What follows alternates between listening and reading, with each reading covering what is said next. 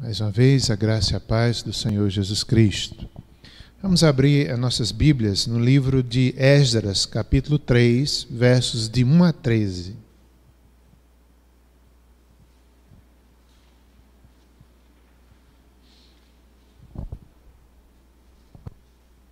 Vamos fazer a leitura desse texto. Depois, peço que os irmãos deixem a Bíblia aberta no capítulo 3. A gente vai dar uma passeadinha de forma rápida em alguns outros capítulos e versículos, vendo quem era Esdras, qual o trabalho que fez, como foi sua vida, seu nascimento, e como Deus o usou ali na restauração da adoração. O povo que estava voltando do cativeiro babilônico, agora dominado pelos persas, o segundo grupo está voltando com Esdras. No capítulo 1 nós temos a lista do primeiro grupo, depois um tempo há um outro grupo que volta com Esdras, e Esdras tem esse papel ali tão importante na recondução do povo, a construção do altar, depois as bases, o alicerce do templo de Salomão que havia sido destruído, talvez uns 60 anos mais ou menos, ou um pouco menos antes disso. Havia ali os anciões, sacerdotes, levitas e outras pessoas do povo que ainda estavam vivos, voltaram do cativeiro e podiam contar para os mais jovens como era o templo, como era a adoração, como era o louvor. E o tema dessa mensagem de hoje é exatamente a adoração a Deus, o centro da nossa vida. E claro que é um texto do Antigo Testamento. Nós devemos lembrar, não é, que ali o templo era realmente a base do povo, da cidade, tudo girava em torno do templo. Eles precisavam viajar de longe para adorarem no templo, trazerem os sacrifícios. Claro que hoje no Novo Testamento é diferente. Nós somos o templo do Espírito Santo. A presença de Cristo está na igreja, cada um de nós, pequenas pedras. Jesus é a pedra angular. Mas nós ainda precisamos de um local para nos reunirmos. Há um culto público. Nós devemos valorizar o culto público. No entanto, devemos lembrar também que mesmo separados, como estávamos durante essa pandemia, nós continuamos adorando, nós continuamos servindo, continuamos ser igreja. Precisamos fazer essa diferença, né? Do Antigo Testamento, a função do templo, e hoje no Novo é diferente.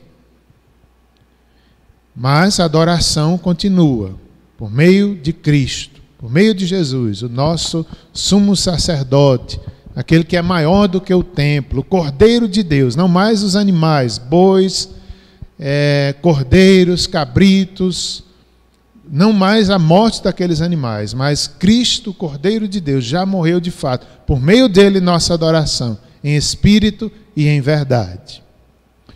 Vamos fazer a leitura do capítulo 3 de Esdras. É levantado o altar. Em chegando o 7º mês, e estando os filhos de Israel já nas cidades, ajuntou-se o povo como um só homem em Jerusalém. Levantou-se Jesua, filho de Josadaque, e seus irmãos sacerdotes, e Zorobabel, filho de Saaltiel, e seus irmãos, e edificaram o altar do Deus de Israel, para sobre ele oferecer holocaustos, como está escrito na lei de Moisés, homem de Deus. Firmaram o altar sobre as suas bases, e ainda que estavam sobre o terror dos povos de outras terras, ofereceram sobre ele holocaustos ao Senhor de manhã e à tarde. Celebraram a festa dos tabernáculos, como está escrito, e ofereceram holocaustos diários, segundo o número ordenado para cada dia. E depois disto, o holocausto contínuo, e os sacrifícios das festas da lua nova e de todas as festas fixas do Senhor, como também os dos que traziam ofertas voluntárias ao Senhor. Desde o primeiro dia do 7º mês começaram a oferecer holocaustos ao Senhor, porém ainda não estavam postos os fundamentos do templo do Senhor. Deram, pois, o dinheiro aos pedreiros e aos carpinteiros, como também comida, bebida e azeite aos sidônios e tírios, para trazerem do Líbano madeira de cedro ao mar, para Jope, segundo a permissão que lhes tinha dado Ciro, rei da Pérsia. Continuemos lendo agora, lançados os alicerces do templo. No 2º ano da sua vinda à casa de Deus em Jerusalém, no 2º mês, Zorobabel, filho de Saltiel, e Jesua, filho de Josadaque, e os outros seus irmãos, sacerdotes e levitas, e todos os que vieram do cativeiro a Jerusalém, começaram a obra da casa do Senhor e constituíram levitas da idade de 20 anos para cima, para a superintenderem. Então se apresentaram Jesua com seus filhos e seus irmãos, Cadmiel e seus filhos, os filhos de Judá, para juntamente vigiarem os que faziam a obra na casa de Deus, bem como os filhos de Henadade, seus filhos, seus irmãos, os levitas. Quando os edificadores lançavam os alicerces do templo do Senhor, apresentaram-se os sacerdotes paramentados e com trombetas, e os levitas, filhos de Asaf, com símbolos, para louvarem ao Senhor, segundo as determinações de Davi, rei de Israel. Cantavam alternadamente, louvando e rendendo graças ao Senhor, com estas palavras: Ele é bom, que a sua misericórdia dura para sempre sobre Israel. E todo o povo jubilou com altas vozes, louvando ao Senhor, por se terem lançado os alicerces da sua casa. Porém, muitos dos sacerdotes e levitas, cabeças de famílias, já idosos, que viram a primeira casa, choraram com alta voz, quando à sua vista foram lançados os alicerces desta casa. Muitos, no entanto, levantaram as vozes com gritos de alegria, de maneira que não se podiam discernir as vozes da alegria, das vozes do choro do povo. Pois o povo jubilava com tão grandes gritos que as vozes se ouviam de muito longe. Querido Deus, temos aqui na Tua palavra a adoração do Teu povo no Antigo Testamento. Eles cumpriram a Tua palavra, eles tiveram zelo, eles amaram a casa do Senhor. E nós também queremos, ó Pai, por meio de Cristo Jesus, hoje no Novo Testamento, também dar nosso melhor, todo o nosso ser, toda a nossa adoração, toda a nossa fé, seja a Ti, Senhor. Ajuda-nos a ter uma vida de adoração. Manifesta a Tua palavra, ilumina a Tua palavra diante de todos nós, abençoa cada casa onde o culto está sendo transmitido, cada um que está assistindo ou assistirá esse culto, onde participará pela internet. Em nome de Jesus te pedimos e te agradecemos. Amém. Bem, irmãos, vamos ver um pouquinho sobre Esdras, sobre esse livro, para depois a gente entrar no texto propriamente dito. O autor, é provável que Esdras foi o compilador dos livros de Esdras e Neemias, que originalmente formavam um único livro. Então, Esdras, ele era escriba, e uma das funções dos escribas do Antigo Testamento eram atribuições literárias. Então, é provável que Esdras ele tenha organizado esses dois livros aí, de Esdras e Neemias. Um escriba realmente era um trabalho maravilhoso de dedicação a Deus, na sociedade, na igreja, e assim era Esdras, como escriba. Os escribas do Antigo Testamento, eles administravam também os tesouros do templo, serviam como emissários da corte, tinham funções literárias e eles eram mestres na lei de Deus. Inclusive o capítulo 7, verso 6, falando sobre Esdras, diz o seguinte: ele era escriba, versado na lei de Moisés.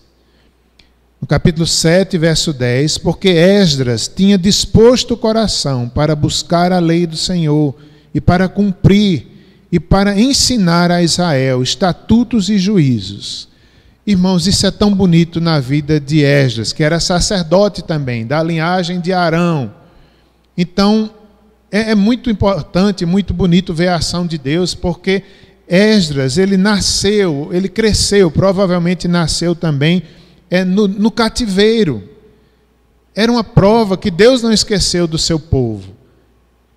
É um princípio interessante, né? Esdras nasce em cativeiro, Deus o prepara, Deus o separa, ele é sacerdote, ele é escriba, e ali ele na segunda turma, digamos assim, que volta a Jerusalém, ele está ali, levado por Deus, com uma missão, levando o povo, uma viagem perigosa, autorizada pelos líderes da época, e ele, inclusive, eles, certo momento da viagem, pararam junto a um rio, e Esdras manda buscar os levitas, e ali ele decreta um jejum de 3 dias, pedindo jornada feliz para ele e para seus filhos, para o povo de Deus, que estava ali, continuando a voltar para Jerusalém. E diz o texto ainda que ele ficou com vergonha de pedir segurança, de pedir um exército, mas ele tinha dito, porque Deus abençoa aqueles que confiam nele, e rejeita ira e condenação para os que desprezam o seu nome. Então, diante disso, Esdras teve vergonha. Já recebeu tanto, já recebeu autorização, e agora ainda pedir exército, ele ficou constrangido, mas Deus realmente, ele os abençoou. A boa mão do Senhor estava sobre Esdras, que tinha disposto o coração para buscar ao Senhor e para ensinar ao seu povo os estatutos e os juízos, e eles chegaram em paz em Jerusalém. A data provável de 430 a 400 anos antes de Cristo. A ocasião, eles foram escritos como encorajamento aos judeus que haviam retornado do exílio, mostrando que o Deus soberano estava dando prosseguimento à sua obra redentora e restabelecendo o culto verdadeiro entre eles. Era uma forma, um registro para aqueles que estavam abalados, para aqueles que estavam voltando, com sofrimentos ainda, com alegria por estarem voltando, mas não era fácil. Tanto o livro de Crônicas, 1º e 2º Crônicas, Esdras e Neemias, eles também foram escritos mais ou menos nessa época, e para incentivar aqueles que estavam retornando, que Deus perdoara o seu povo, que era um novo tempo, que eles eram pequenos em número, de certa forma, quando foram ao cativeiro, mas eles voltaram com um número maior, continuaram crescendo, de tal forma que o crescer e o multiplicar ali se cumpriu diante deles. Deus abençoou o seu povo, mesmo na época de cativeiro. Então, esses livros foram escritos para animar, uma forma de confirmar que Deus continuava realizando o seu plano de redenção. Nós encontramos nesse livro listagens importantes. Temos uma lista dos primeiros que regressaram do exílio. Temos também uma lista dos líderes que voltaram com Esdras. E há uma lista também, como podemos até dizer, uma lista negra, não é uma lista muito boa, daqueles que se envolveram com casamentos mistos. Meus irmãos, isso é um momento, uma das narrativas aqui das listas que nós encontramos em Esdras, é a lista daqueles que casaram com estrangeiras, com mulheres idólatras, com mulheres que não temiam ao Senhor. E o povo tinha sido avisado. No capítulo 9 de Esdras, nós temos aí uma expressão, no capítulo 3, no finalzinho do capítulo 3, quando Esdras diz: eu me assentei atônito.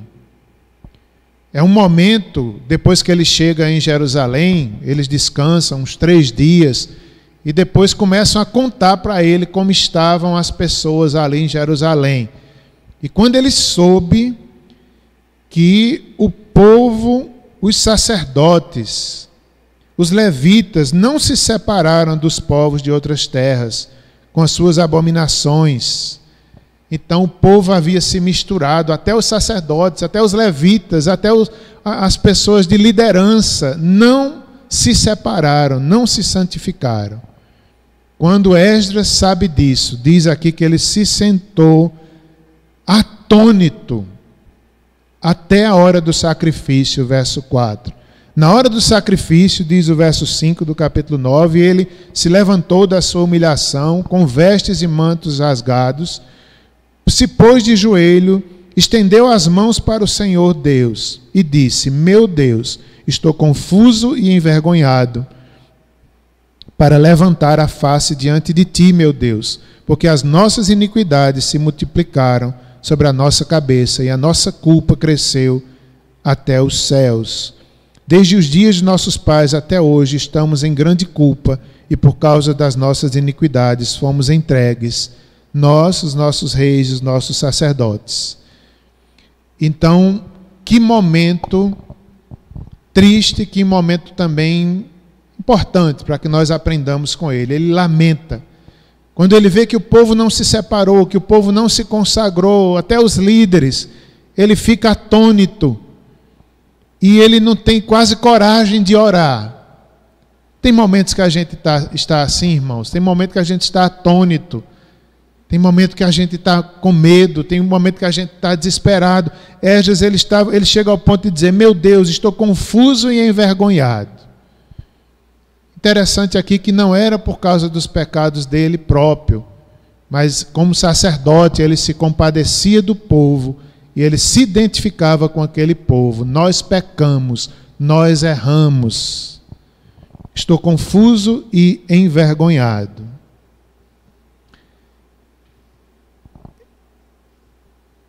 Esdras, nós vemos ainda quando o templo, não é, está retornando à figura de Esdras, o jejum convocado no capítulo 8, versículo 21. Jejum. Capítulo 8, 31, a chegada sem problemas em Jerusalém. Artaxerxes I, em 1458, foi o que enviou Esdras. Voltemos ao texto que foi lido, capítulo 3, verso 1 ao 7. A viagem de Esdras durou cerca de 4 meses, assim como também a viagem dos primeiros que vieram deve ter durado a mesma quantidade de tempo. É provável. Vamos voltar ao capítulo 3 e dar uma olhadinha nos versos de 1 a 7. Quando foi levantado o altar. Vamos lá. Quero destacar algumas coisas importantes nesses versículos. Primeira é quando nós temos uma expressão aí que diz: estando os filhos de Israel já nas cidades. Haviam chegado, né, os primeiros ali, retornado do cativeiro, e eles tiveram cerca de 6 meses para se reorganizar. No entanto, a situação ainda era difícil. Terras não lavradas, cidades em ruínas, tudo fora de ordem. Uma outra expressão que ainda nós temos aí é que diz e edificaram o altar do Deus de Israel. O que é que nós aprendemos com esses primeiros versículos aí? Versículo 2 diz que eles edificaram o altar de Deus. Diz também que eles estavam juntos, unidos, que a liderança estava unida. O que é que eu quero ressaltar aqui? É a prioridade da adoração, do altar ao Deus de Israel.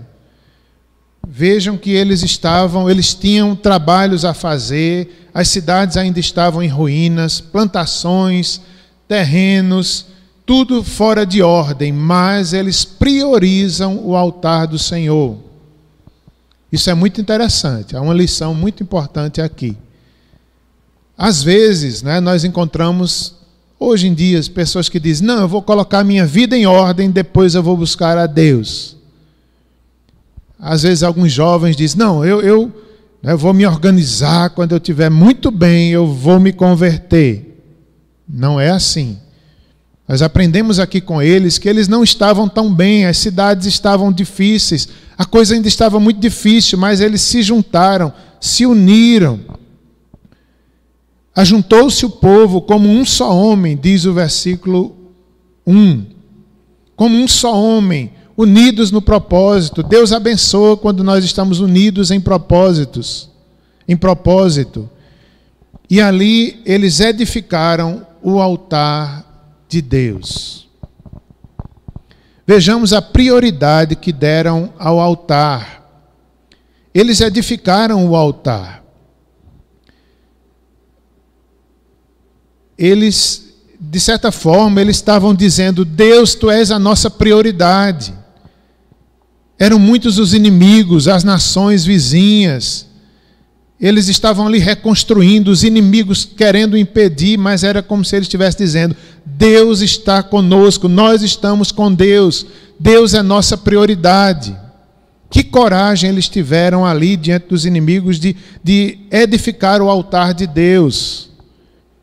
Coragem, força, fé para reiniciar ali o templo, começando pelo altar, pelos sacrifícios, pela adoração.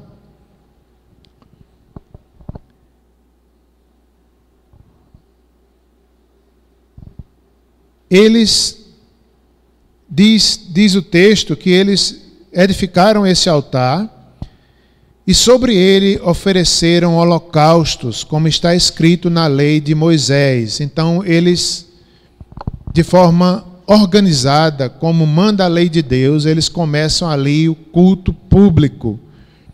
Provavelmente o sacrifício nunca parou em Jerusalém, mas aqui era conforme as prescrições de Moisés. E ali, de manhã, à tarde, eram oferecidos aqueles holocaustos. E as celebrações das festas. Eu quero dar uma olhadinha sobre essa questão dos holocaustos.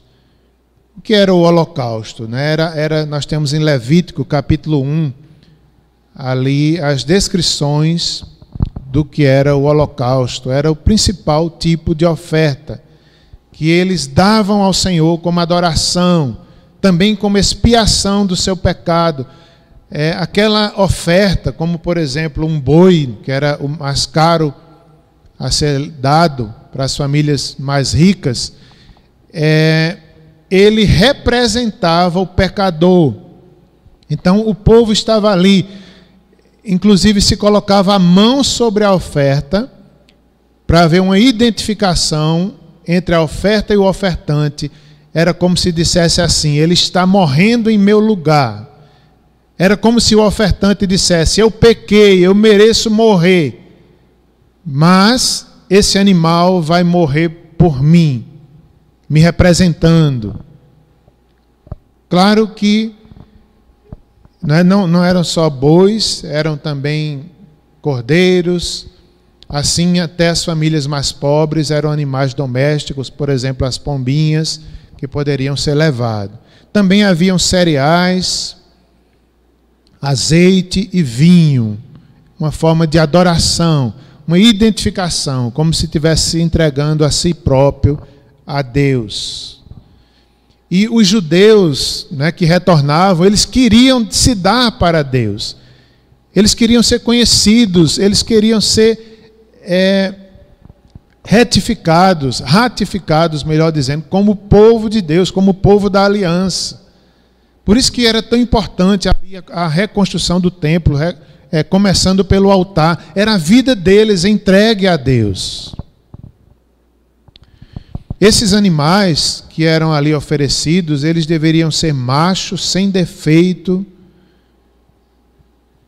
e assim ninguém enganava Deus. Não adiantava também trazer os melhores animais, os animais saudáveis, se o ofertante ele não estivesse fazendo de coração. Podia trazer 1000 animais, mas ninguém enganava a Deus. Nós encontramos também algo a respeito disso, como Deus não se deixa enganar, lá em Malaquias, quando o povo estava trazendo animais doentes, cegos, coxos, desrespeitando o culto a Deus, colocando a mesa do Senhor de forma desrespeitosa, sem seguir o cerimonial, sem seguir a lei de Moisés, e Deus repreende ali o seu povo, através do profeta Malaquias, e chega ao ponto de Deus dizer: vão, apresentem esses animais para o governador para ver. Vocês têm coragem de apresentar para o governador esse animal que vocês estão trazendo para mim? Se vocês fossem levar um presente para o governador, vocês levariam assim um animal doente, cego, aleijado? É isso que vocês estão fazendo comigo, no culto, trazendo o pior que vocês têm. E depois vocês ainda querem o meu favor, ainda oram, ainda pedem que eu abençoe vocês, depois de trazer uma oferta dessa. E Deus não se enganava com a oferta. O coração do adorador era que era mais importante. Chega ao ponto de Deus dizer através do profeta: era melhor que alguém fechasse a porta da igreja e não tivesse mais culto. Porque não adianta só o ajuntamento, não adianta só a oferta. Deus não se deixa enganar com isso. Tudo isso nós estamos vendo aqui o Antigo Testamento, mas nós devemos estar fazendo uma associação com o Novo. Hoje é Cristo, Cordeiro de Deus, que já foi oferecido de forma definitiva. Nós não enganamos a Deus com nossas igrejas cheias, quando passar a pandemia, podemos voltar. Ninguém engana Deus. Deus não está interessado só com o ajuntamento da gente, não. Ele quer saber o coração, a adoração, a entrega, a sinceridade. Cristo é nosso mediador. Adoramos em espírito e em verdade.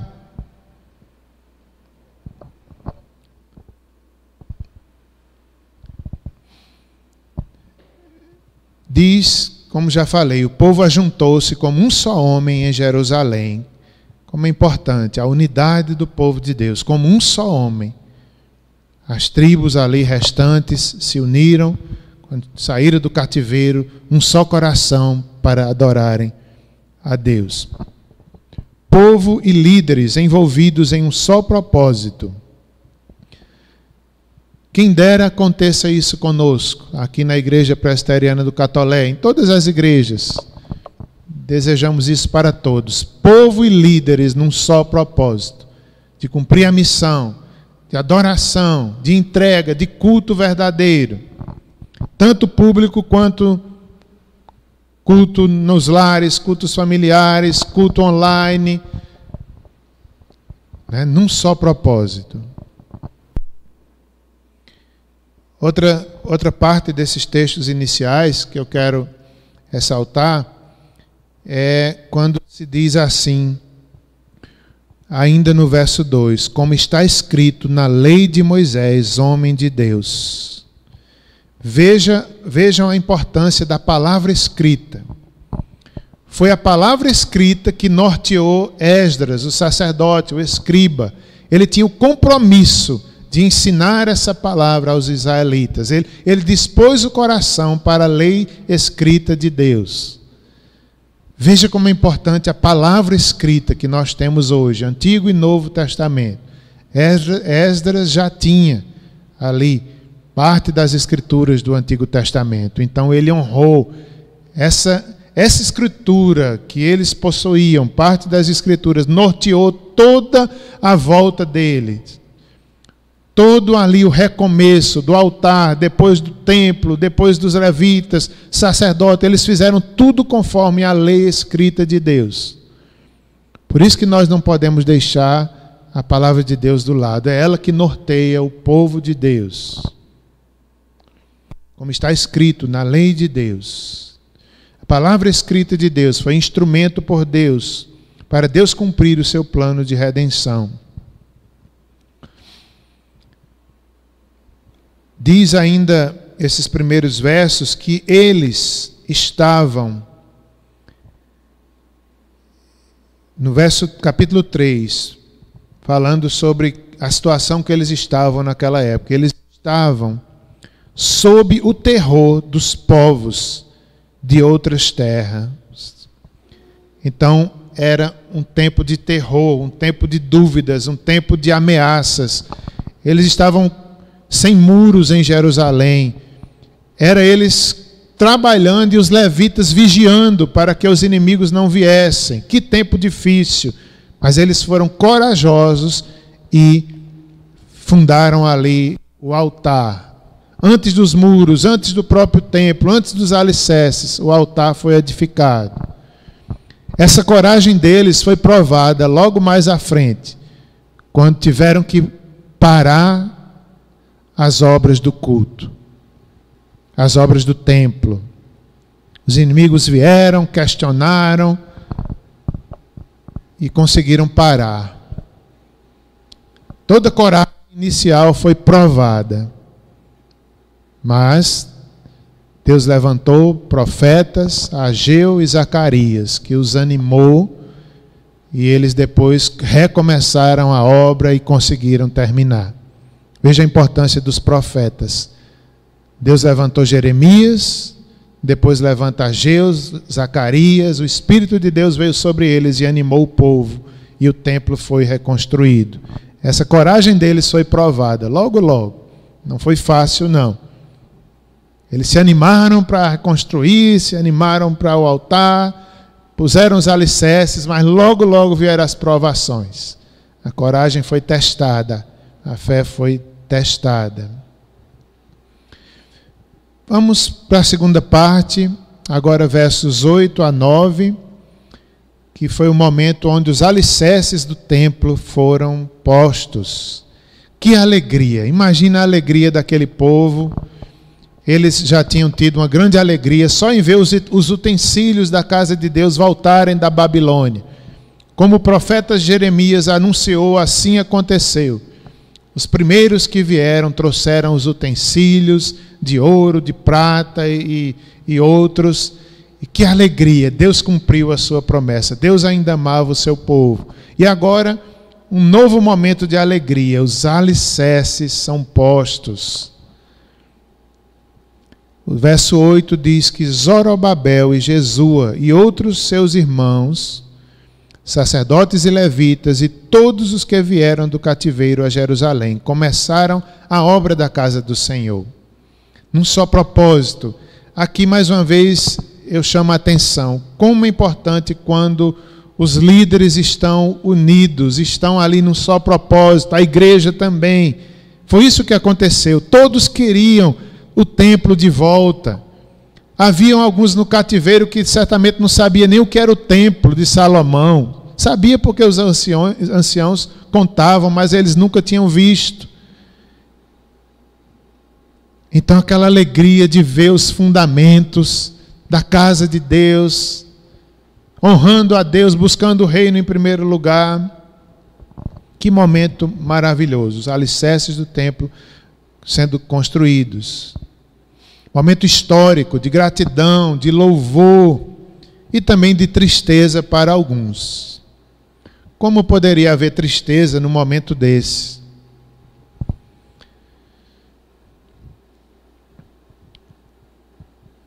Os versos 10 e 11 nos mostra a forma que Deus foi louvado naquela ocasião.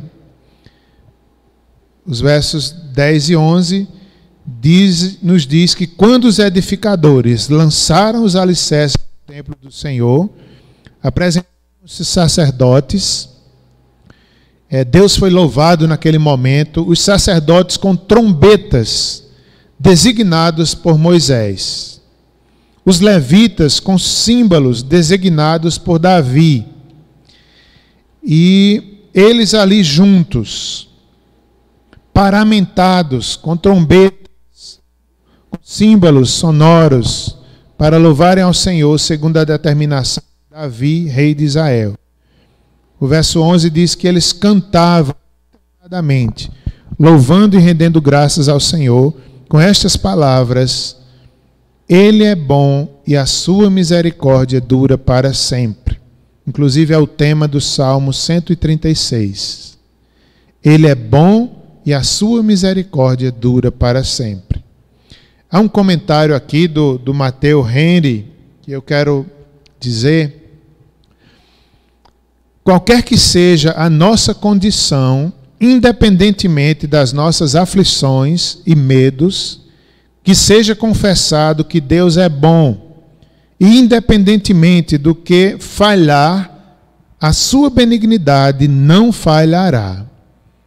Então isso é uma interpretação aqui do Matteo Henry, que nos ensina isso, independente de qualquer que seja nossa condição, como igreja, como filhos de Deus, mesmo nas nossas aflições e medos que temos durante nossa jornada aqui na terra, que seja confessado que Deus é bom. Foi isso que eles fizeram. Os sacerdotes com trombetas, levitas, ali os levitas também com símbolos sonoros, eles diziam e cantavam alternadamente: Ele é bom e sua bondade, sua misericórdia dura para sempre. E isso é a essência da adoração, a gratidão, o reconhecimento de quem Deus é. Deus é bom, ainda que as circunstâncias estejam difíceis. Deus é bom, ainda que o templo só tivesse os alicerces. Deus é bom. Nós não podemos esquecer o adorador.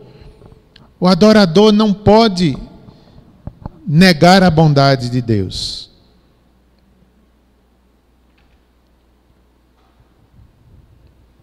Versos finais 12 e 13.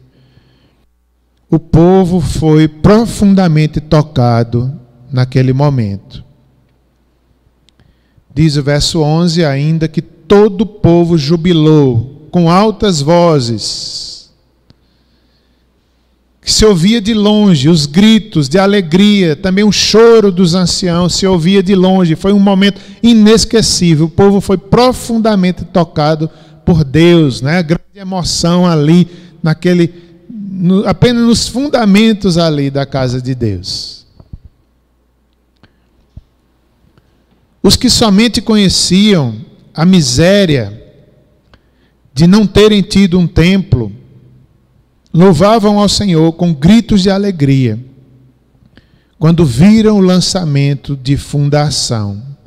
Imagina aí, aqueles jovens que vieram do cativeiro, estavam conhecendo Jerusalém, sabiam da sua glória, da aliança que Deus fizera com eles. Então, para aqueles jovens, era um motivo de grande alegria, os fundamentos, os alicerces, eles se alegraram, gritaram, louvaram ao Senhor, dizendo: o Senhor é bom. Que momento importante para aqueles jovens. Para eles era algo formidável. E era como se a vida ressurgisse da morte. Isso aqui são comentários também do Matteo Henry. Eu fiz uma comparação. Eu lembrei, não é? Até quando eu me converti, aos 16 anos, quando você vem do mundo, quando você vem da rebeldia, quando você vem do pecado, a igreja é incrível. A palavra de Deus é tudo, você grita de alegria. Às vezes os jovens que estão na igreja nunca foram do mundo, parece que não sente essa alegria, essa vontade de gritar pela salvação, pela presença de Deus, pelo Espírito Santo. Mas não deve ser assim. Todos nós, quer sejamos criados na igreja ou vindos de fora, temos motivos de gritar, de adorar, de saltar de alegria, porque Deus nos salvou de igual modo. Somos salvos pela misericórdia. Só a misericórdia alcança todos nós e nos faz templos seus, santificados. Devemos ser gratos pela fonte de benignidade, ainda que não tenhamos chegado à perfeição dela. Também faz parte do comentário do Mateus. Eu achei isso aqui também importante. Às vezes a gente só quer agradecer quando a bênção vem completa. Em outras palavras, era como se eles só quisessem agradecer quando o templo estivesse pronto. Não! Os sinais da misericórdia, os primeiros sinais da bondade, nós já devemos estar agradecendo. O alicerce já era suficiente para muita alegria. Às vezes a gente não se alegra com a misericórdia, com os sinais da graça de Deus.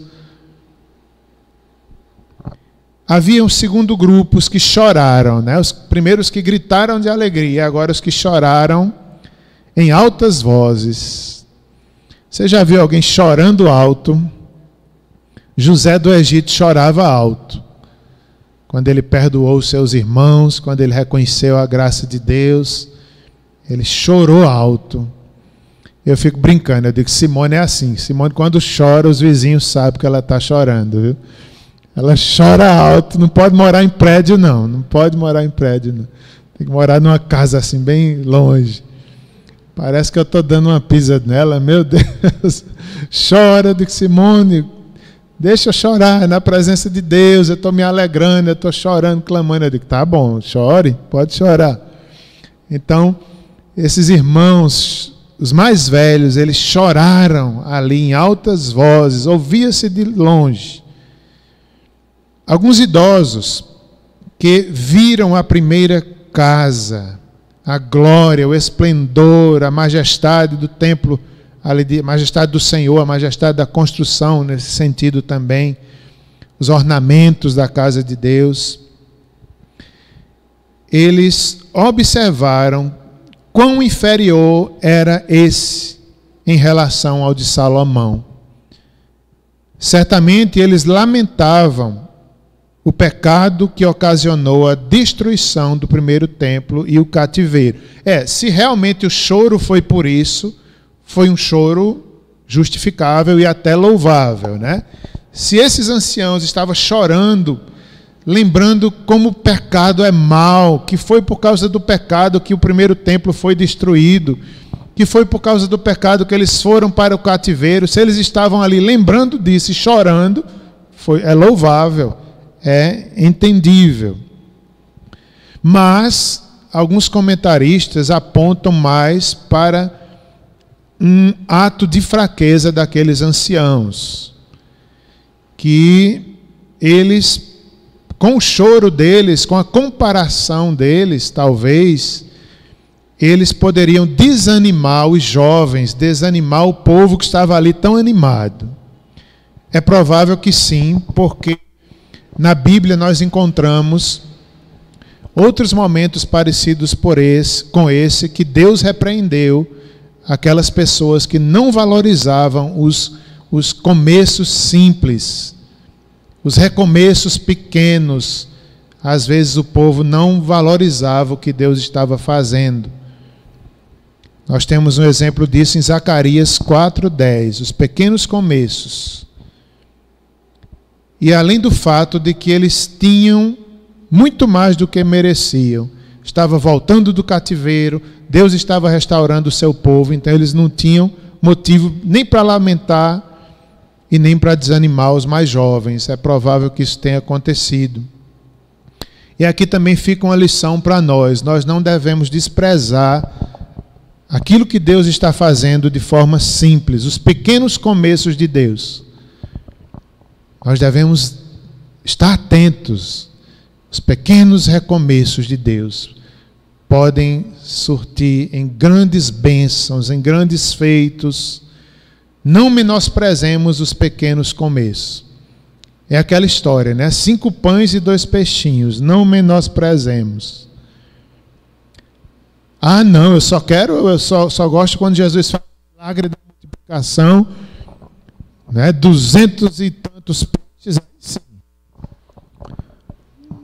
260 e poucos peixes, acho que são. Aí sim, é o milagre de Jesus. Mas 5 pães e 2 peixinhos, não tem graça, não. Nós devemos ter cuidado, né? O que Deus faz, mesmo que seja pequeno aos nossos olhos, nós não podemos desvalorizar. Nós devemos nos alegrar. Aquele momento foi um misto de tristeza e alegria. E representa esse mundo que nós vivemos, né? O mundo de tristezas e de alegrias. O comentarista também nos diz: no céu, todos estarão cantando e ninguém lamentando. No inferno, todos estarão chorando e ninguém regozijando-se. Vamos aprender a alegrar-se com os que se alegram e a chorar com os que choram. Colossenses 12, 26. E, finalmente, regozijar-se com os que se não... Ou melhor, regozijar-se como se não nos regozijássemos, chorar como se não chorássemos. Que Deus nos abençoe.